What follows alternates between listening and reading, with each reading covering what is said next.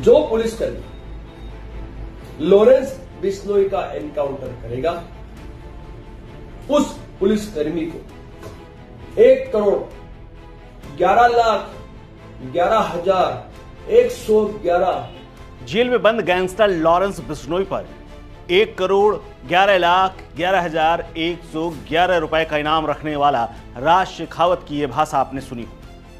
क्षत्रिय कर्णी सेना के प्रमुख के तौर पर कथित इस व्यक्ति ने लॉरेंस बिश्नोई के ऊपर इतना बड़ा इनाम रखा था, लेकिन अब इसी राज शेखावत के पैर कांप रहे हैं।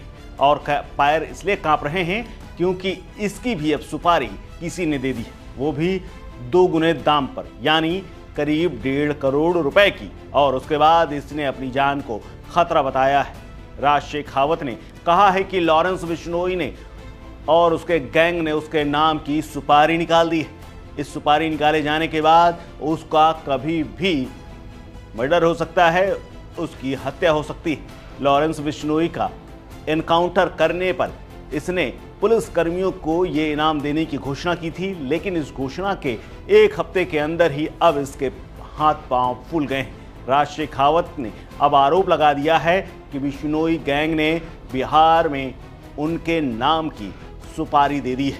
हालांकि उन्होंने ये भी कहा है कि उनके मन में कोई खौफ नहीं है, लेकिन उन्हें अब सुरक्षा मिलनी चाहिए। राज शेखावत ने हाल ही में ये ऐलान किया था कि लॉरेंस बिश्नोई को जो भी उनके जेल में या बाहर पुलिसकर्मी जो भी लॉरेंस को मारेगा या उसका एनकाउंटर कर देगा, तो उसको उनका संगठन 1,11,11,111 रुपए इनाम देगा। अब उसका कहना है कि लॉरेंस बिश्नोई उसके खिलाफ साजिश रच रहा है।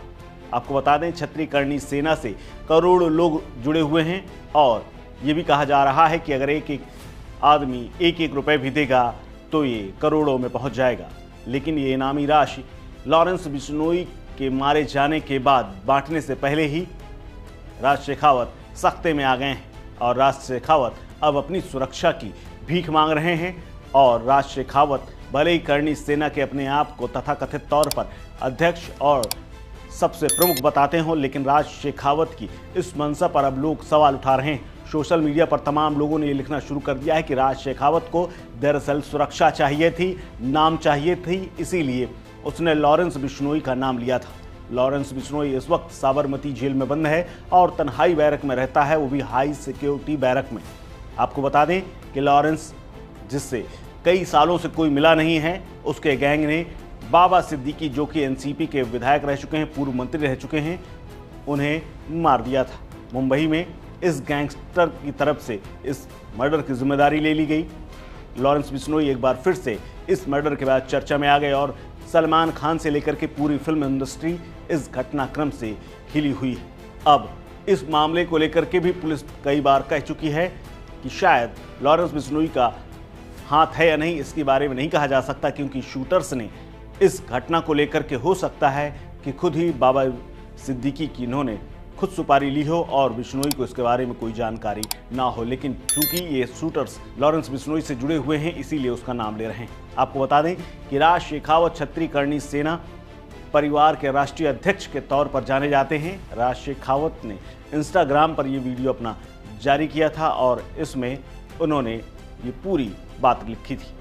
दरअसल कर्णी सेना के इस प्रमुख के सोशल मीडिया पर अच्छे खासे फॉलोअर्स हैं और करीब 4.5 लाख से ज़्यादा इंस्टाग्राम पर लोग इन्हें फॉलो करते हैं, इनकी बात को सुनते हैं। और इन्होंने बाकायदा राजस्थान में चुनाव भी लड़ा था, लेकिन वहां बड़ी हार मिली थी।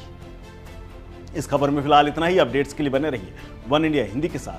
नमस्कार।